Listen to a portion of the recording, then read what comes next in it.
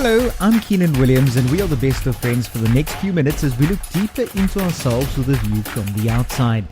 This is the KW Media Social Impact Podcast, the Social Distancing Series.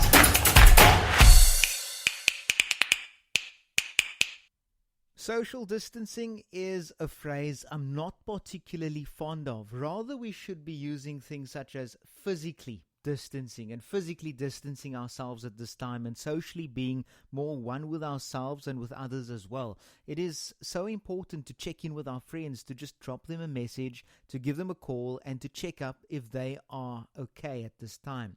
For many people, this recent lockdown we had experienced here in our country doesn't just separate them from other people, but it also prevents them from interacting. And for many people, that interaction isn't just something recreational, but something which is a lifeline for many, many people, which keeps them grounded in their own sanity and also allows them to live in their own purpose.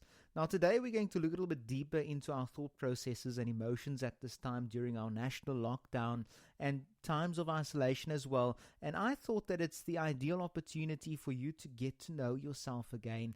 And, often we lose ourselves in the hustle and bustle of life. We're just chasing the money. We're just chasing the dream. We would like things in life, dreams and aspirations. It's good to go after something, dreams and aspirations, but we so often lose our true identities when we struggle to fit into social groups.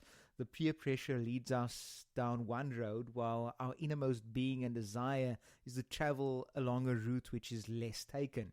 Now, while I was growing up, I was bullied back at school, and it's something I speak about to youth when I go into schools, when I'm still able to go into schools. Now we just have to try to change that dimension of doing things. So it's something that I'm very comfortable with at the moment. But back then, when I was bullied at school, it was just something really difficult that I needed to live with, because my peers never accepted me for who I was. And as a performer, I developed a complex about myself.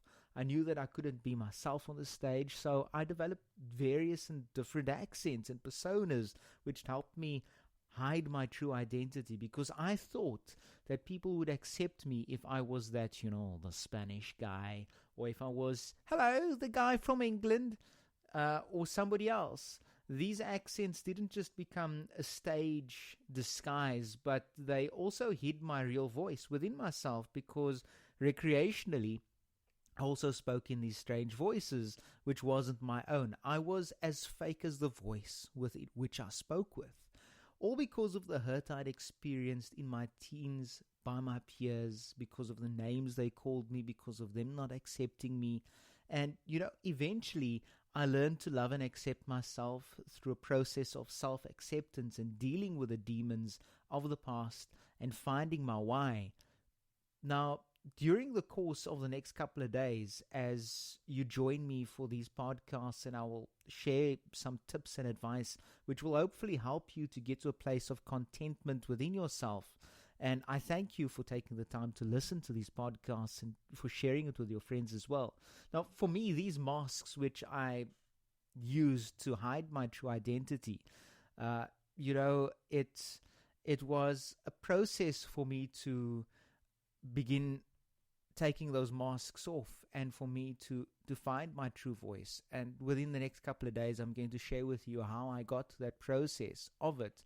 But, those words which scarred my innermost soul, they lived with me for a very, very long time, even after matriculating, even after school, even after finishing school. Those words of you are failure, you are stupid, you will amount to nothing in life. Those were the words I'd hear over and over in my head, and just play over and over again, as though someone just stuck a needle in a tape record player and just let it go and let those words go over and over and over again. And every time I would stand in front of the mirror, those words would just echo over and over and over again when I looked at myself in the mirror.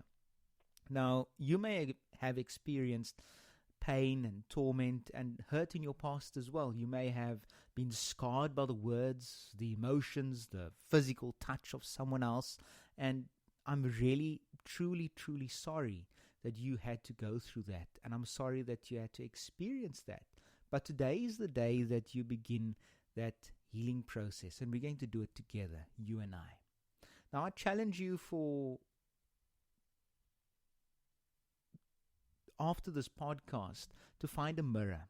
It can be a mirror within your house. It can be a big mirror. It can be a small mirror. It can be a rectangular mirror, a round mirror, a reflection, a thing that you can use to reflect and see yourself.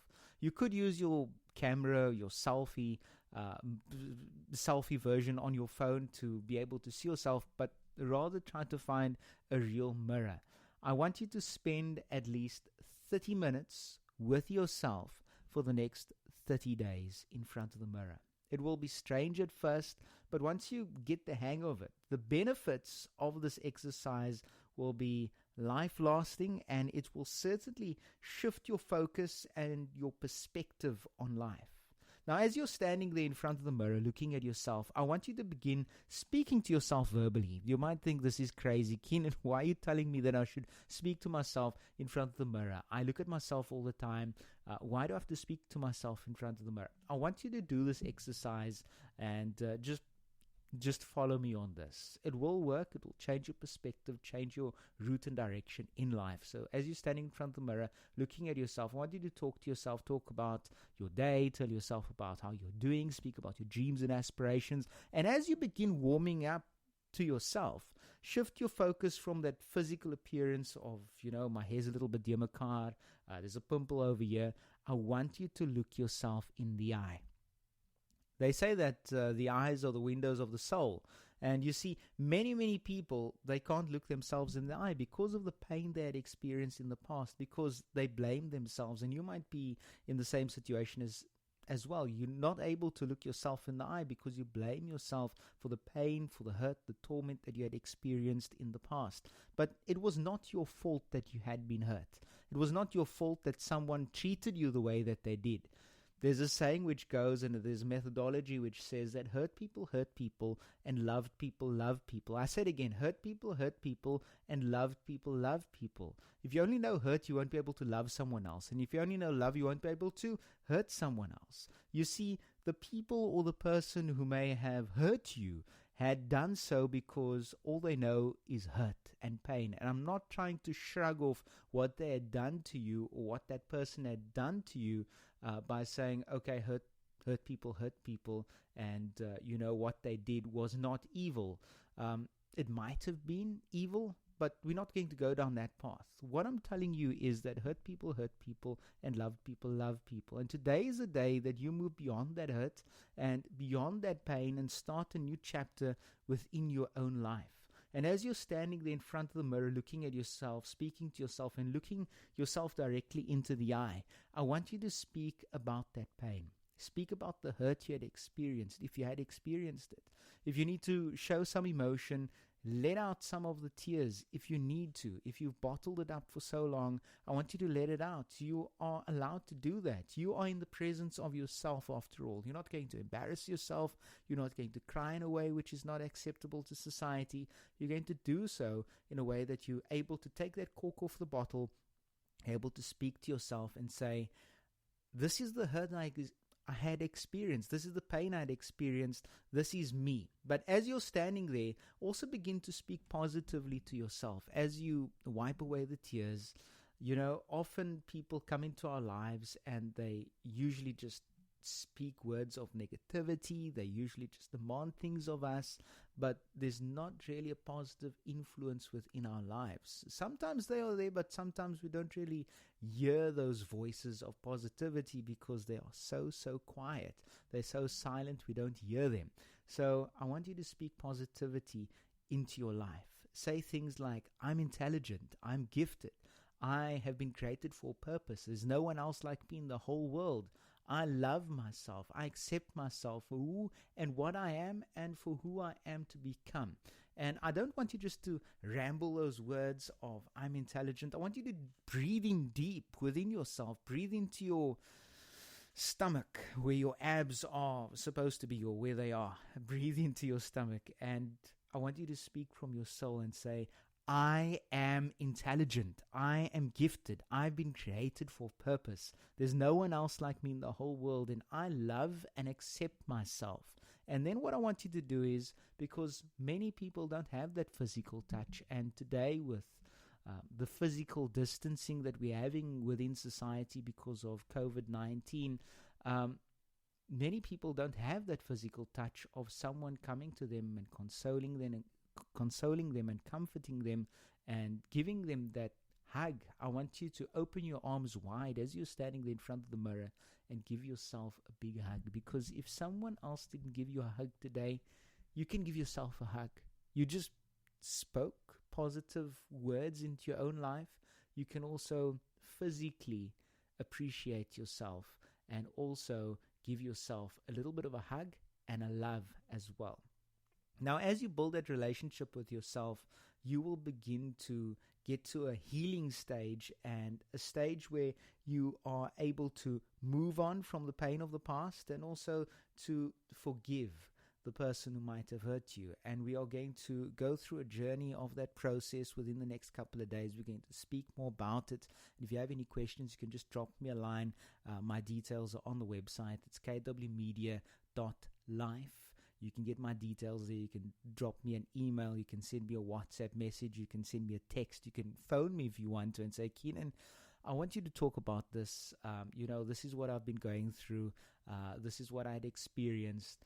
What is your advice on this? And we'll build the podcast around that, because I'm sure that you're not the only one who might have gone through what you had gone through. Someone else might have experienced what you had experienced as well, and they need a word of encouragement and also a steer in the right direction.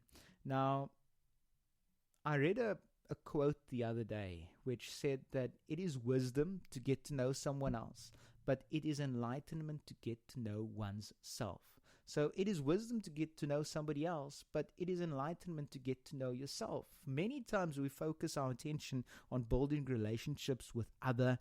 We build relationships with our spouses, with our partners, with our friends, with our peers, with our colleagues, but we often neglect building relationships with ourselves. And it is so true. It is wisdom. It's a great thing to build a relationship with somebody else, but it is so important, and it is enlightenment, and you reach a stage of understanding when you begin to build a relationship with yourself. Now, for the next couple of days, I'm excited to spend some time with you for the next few minutes, and I thank you very much for taking the time to spend time with me too as we journey toward a deep understanding of discovering ourselves again. It's a journey not just where I'm going to be speaking and giving you direction on life and things and speaking about, the experiences I'd gone through.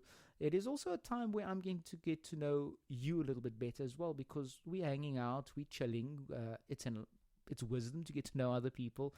It is enlightenment to get to know yourself. So I'm going to grow in more understanding of who you are, and also in the relationship that we build together as friends for 15 minutes a day. It's not a long time that I'm asking for. Now, it is a time where we will remove those masks. I've spoken about the masks I hid behind. Maybe you have a mask that you're hiding behind as well because of what you had experienced in the past. And it is a time that you're going to be able to remove those masks. You're able to find yourself again and to find your voice and to speak in that voice boldly. But I ask you very, very kindly if you can try out this activity. It sounds crazy to stand in front of the mirror for 30 minutes to speak to yourself, but just try it out. Try out the activity, and when we meet again, we will journey toward finding forgiveness and forgiving the person who had hurt us and moving beyond the pain toward a space of healing where you will be able to confront the demons of your past, and you'd also be able to look into the future with hope. So, from myself, Keenan Williams at KW Media, keep rocking SA. Bye-bye.